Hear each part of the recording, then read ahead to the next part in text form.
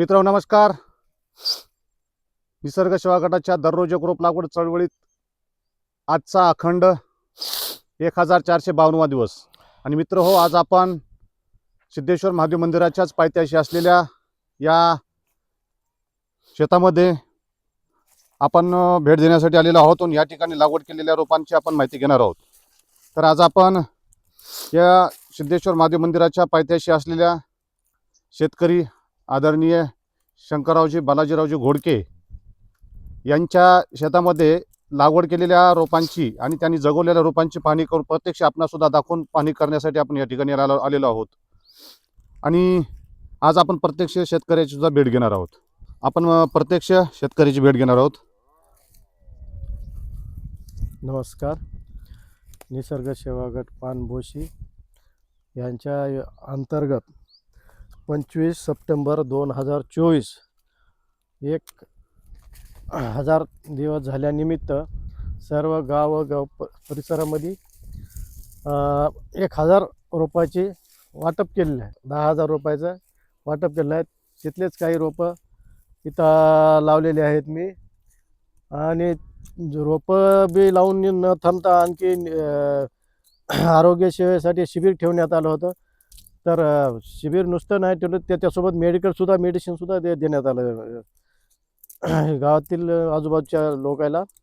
त्यानिमित्ताने इथं लावलेले माझे काही झाडं आहेत तिथूनच आणलेले. तरी आज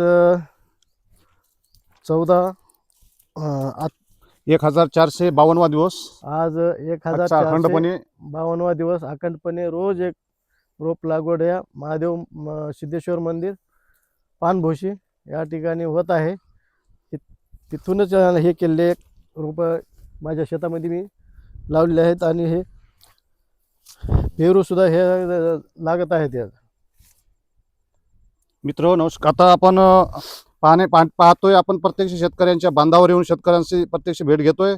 आणि निसर्ग सेवा गटाच्या वतीनं किंवा आपण दररोज एक रोप लागवडी चळवळीमध्ये आपण शेतकऱ्यांना 25 सप्टेंबर 2024 या दिवशी आपल्या दररोज एक रोप लागवड चळवळीस 1000 दिवस पूर्ण झाल्याच्या निमित्ताने आपण गुरु गोविंद सिंगजी जिल्हा रुग्णालय नांदेड व निसर्ग सेवा गट पानभोशी यांच्या संयुक्त विद्यमाने आपण सिद्धेश्वर महादेव मंदिर माळ पानभोशी या ठिकाणी एक प्रचंड मोठं भव्य रोग निदान शिबिर तसेच औषधोपचार शिबिर सुद्धा आपण या ठिकाणी आयोजित केलेलं होतं. आणि त्यातीलच भाग म्हणून आपण त्याच ठिकाणी येणाऱ्या सर्व भावी भक्तांना, निसर्ग सेवकांना आणि निसर्गप्रिय व्यक्तींना आपण त्या ठिकाणी ही 10,000 रोपे म्हणजे पूर्ण फळांची 10,000 रोपे आपण त्यांना भेट दिली होती.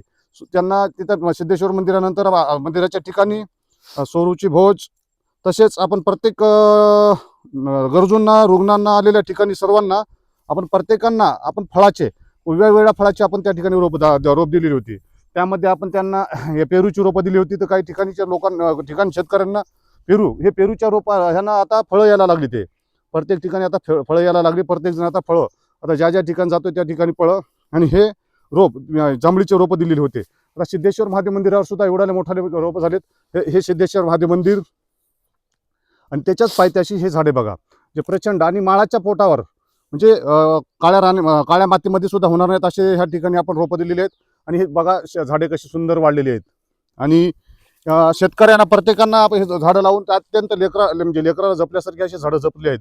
यामध्ये असेल त्या ड्रमस्टिक असेल, जांभूळ असेल, कडीपत्ता असेल आणि हे बघा पेरूची झाडे, केशर आंबा आणि यांनी सुद्धा काही याला जोडून आपले हे दिलेले आहेत. आपण निंबाची झाडं प्रचंड मोठे वाढले. त्यांना पाण्याचा पुरवठा केला आणि त्यांनी स्वतः विकत घेऊन या झाडांसोबतच आता त्यांनी मोठ्या प्रमाणावरती हे नारळाची झाडं सुद्धा ह्या ठिकाणी लागवड केली. त्यांनी हे नारळाच्या झाडाची मस्त लाईन तयार झालेली आहे शेतामध्ये. हे बघा सीताफळ.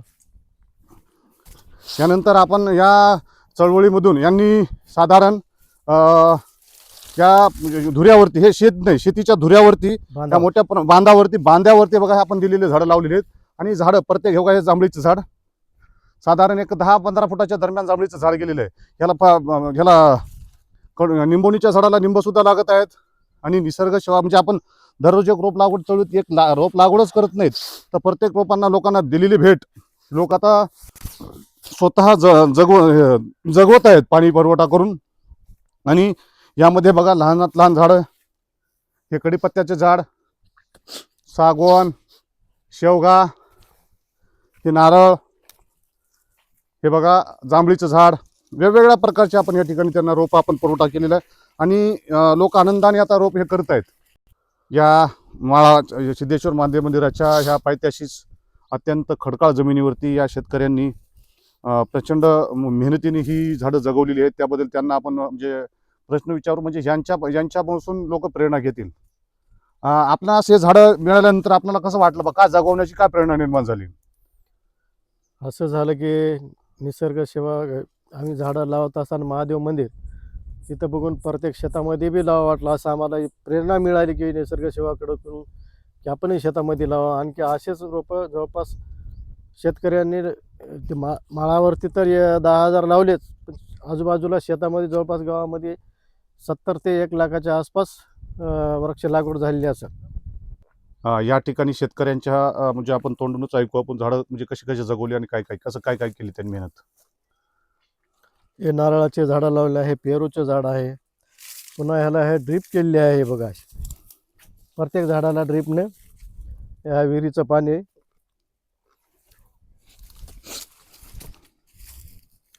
हे जांभळीचं आहे बघा. इथं जसे की घन लागवड केल्याप्रमाणे मी ह्या बांधावर वृक्ष लागवड केलेली आहे. हे बघा आपण शेतकऱ्याचे हे शेत आहे आणि हे बांधावरती पूर्ण ठिकाणी यांनी रोप लागवड केली आणि जगवली सुद्धा. आणि प्रचंड आता आपण या ठिकाणी पेरूचं बघितलं, पेरू मस्त खायला आलेले आहेत.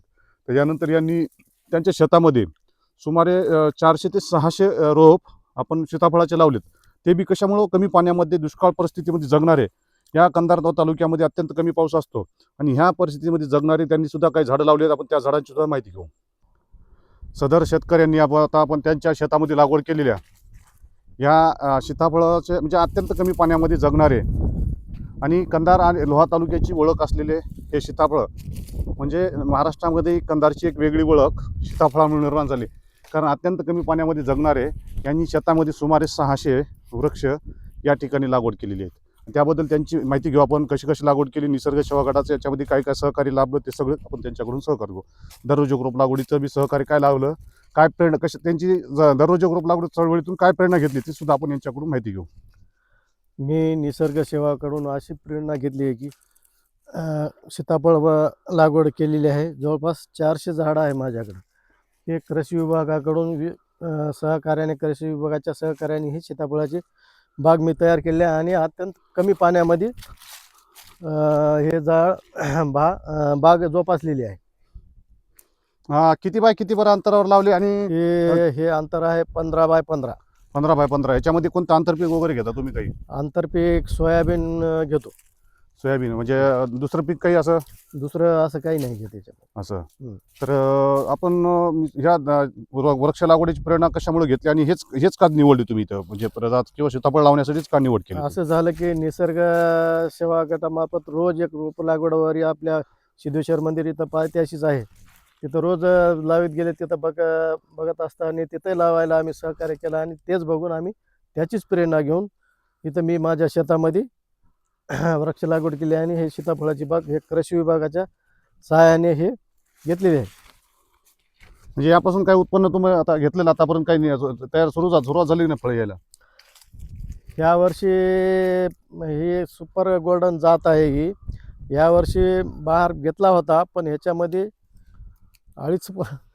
अळीचं प्रमाण होत असल्यामुळं अळी व्हायली आहे ह्याच्यामध्ये. बरं, म्हणजे यानंतर आपण या म्हणजे पिकावरती अळी पडू नये यासाठी सुद्धा आपण मार्गदर्शन घेऊ आणि तुम्हाला आपल्याला ह्या झाडा म्हणजे या सीताफळाच्या बागेमध्ये मोठ्या प्रमाणावर फुललेल्या ह्या बागेमध्ये आपण त्याला काय करता येईल ह्या सुद्धा आपण प्रयत्न करणार आहोत.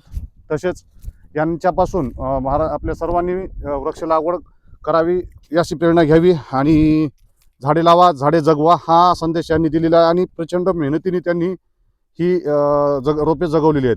त्यासाठी त्यांचे सुद्धा धन्यवाद.